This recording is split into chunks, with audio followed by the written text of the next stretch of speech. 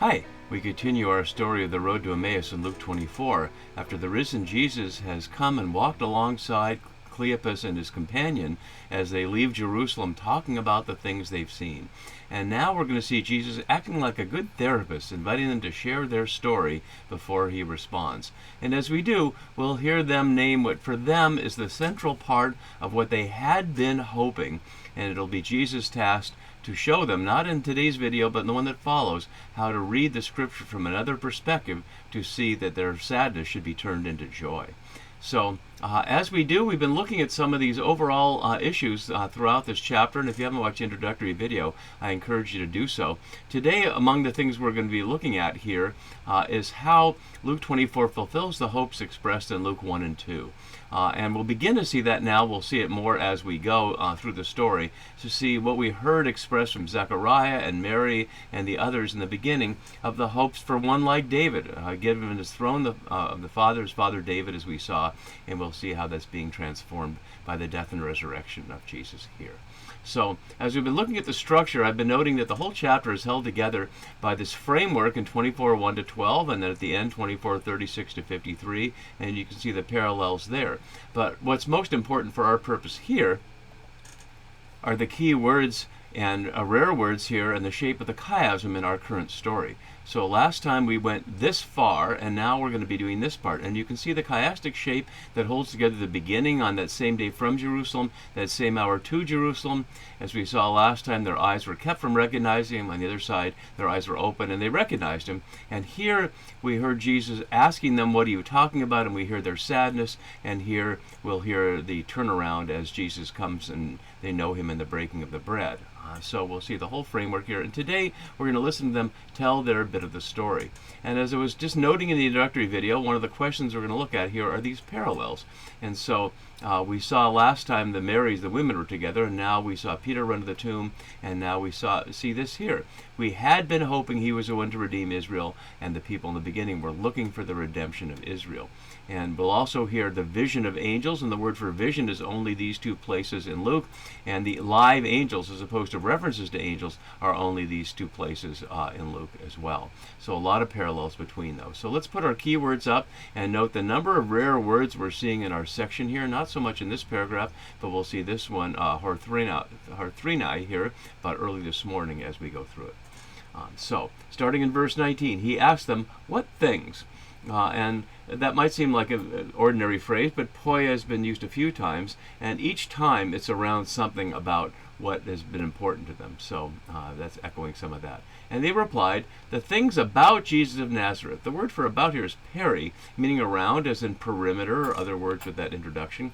And it has that same meaning two more times. So really, at one level, it's about Jesus, but the things around Jesus, putting Jesus in the center of a swirl of activity, and that's certainly where he's been.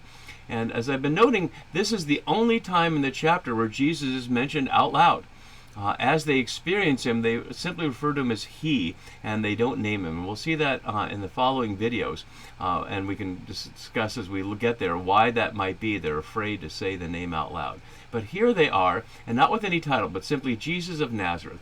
We saw Jesus of Nazareth back in chapter 4 when he first entered, and we saw it also in chapter 18.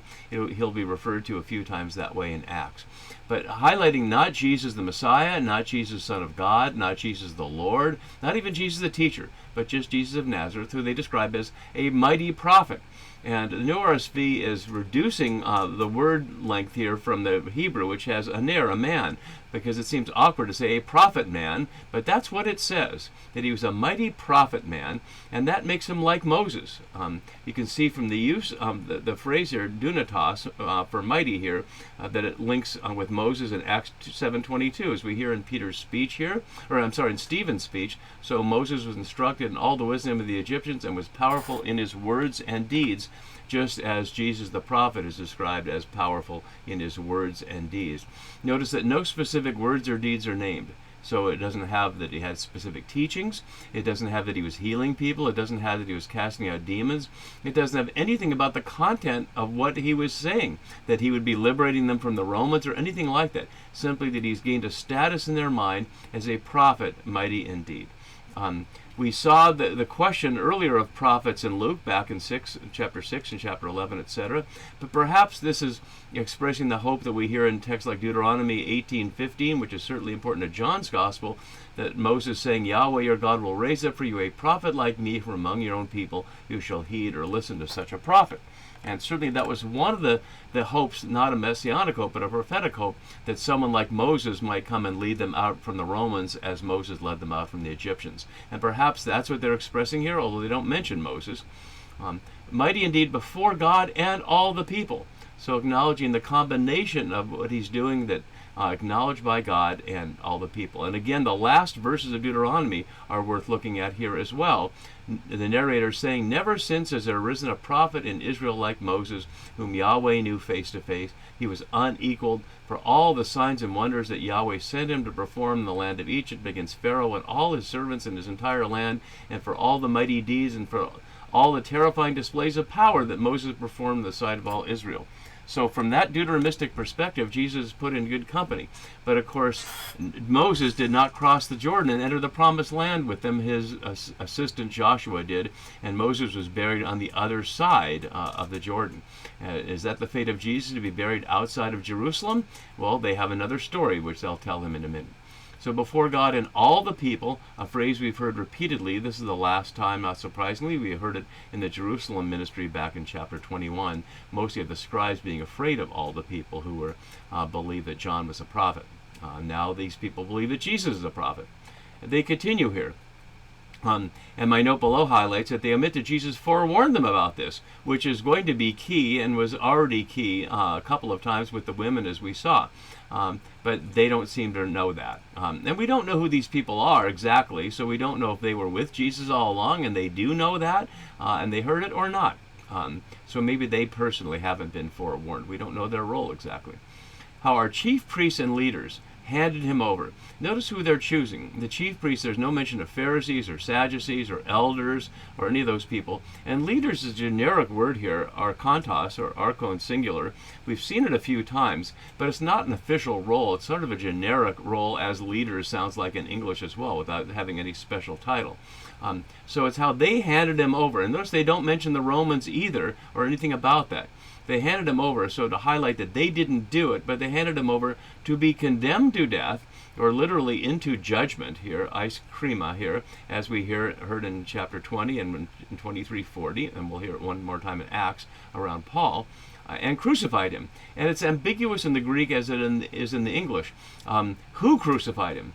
Handed him over to those who condemned him and crucified him. It suggests it's the Romans, and that's the reality. But I highlight this because a number of scholars have suggested, I think not paying as close attention as we might, that Luke attributes Jesus' crucifixion to the Jerusalem elite.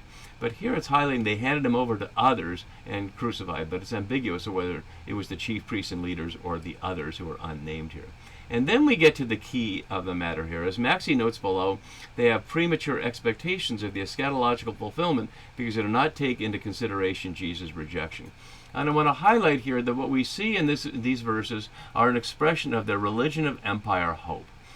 That what Jesus will be doing here is teaching them a new way to read Scripture. And that's true throughout the ages when Christians in the church have sided with empire and have sided with violence and execution and used the gospel and the Bible as a way to justify war, has often found itself on the exact opposite side of Jesus. And yet this story is always here to call even Christians back to the gospel, to the religion of creation and away from the religion of empire. So, we continue. The but here is Allah in Greek, where the yes is later. Allah in the Greek is in the verse here, which means but here. Here it's hamas day and we. So Allah is 3 times later, but curiously it means but, and this doesn't mean but here. Here it does. So, and we had hoped, and that's wrong. It's we had been hoping. It's an imperfect, not an aorist. And we note in 23:8, as we can see here, Herod was hoping, and that's a slightly different form here. Had been hoping, imperfect. So not aorist, continuous action in the past. The hope is dashed, but it was ongoing, and that's key. And Chance, as my note below, uses mystical attachment theory here to suggest the pair are attached to their false but scriptural myth about the Messiah, which is to say, from whatever angle we look at it, from a perspective of what scholars would call hermeneutics, the principles of interpretation by which you come at the Bible, or attachment theory or otherwise, they have the wrong story in mind and they need to be turned to a new story. So this is what they've been hoping, that he was, or literally that would come to pass, using a very biblical kind of phrase, the one, here, using the same word there, to redeem Israel. And we've not heard it since the first chapter, and that's the highlight here about the paralleling of looking for redemption. Here, first in chapter 1, I didn't highlight that, I'll correct that and repost it at Radical Bible, and then here looking for the redemption of Israel. So that's what they've been hoping for, and the redemption of Israel and Jerusalem means kicking the Romans out and having God be back in control. There's no question that that's what it meant. That is the essence of what they were hoping for. They're not hoping they can go to heaven when they die. They're not hoping that God will shine on them personally. They're hoping that collectively that the Messiah would come, or a prophet would come, or somebody would come from God to redeem them from the Romans. But it didn't happen. Instead, their supposed Redeemer is dead. And as I was noting last time, this isn't just a conversation. These are people who are traumatized and in deep despair that the hope of their lifetime has been dashed. And the stranger is asking them the questions about it. And it's interesting that they're not just saying, leave us alone, but they are responding here. Now, and beside all this, it is now the third day since these things took place. A third day we've heard a couple of times earlier. And another but.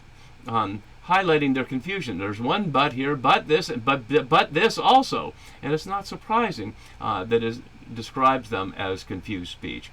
And here's what they see, what we've heard narrated. Some women of our group highlighting they're from us, that the women are part of. If there's any question the women are separate, they affirm that they're part of it. Astounded us. Exostasin literally means to stand out of existence. You can hear exist in there, to stand out of being. So we're outside of ourselves. We're ecstatic is one way you could translate that. Again, echoing back to 247. I didn't put that in the parallels because it's used a number of times and not just there, but it certainly is a parallel there as well. And this is what they report. They were at the tomb early this morning, using a different word here, Horthrenai, only here in the New Testament, different word for early in the morning, but they got it right. When they did not find his body, more the search and find theme that we've been looking at, as I was highlighting when we looked at the women, his body there, they came back and told us that they indeed seen a vision of angels. And two important words for seeing, horao here, which is a word for seeing more deeply, and vision. Optasian, which, as you can see on the right side, is only in those two places here. Back here where Zechariah had seen a vision in the sanctuary, and then the angels had left them, the shepherds there.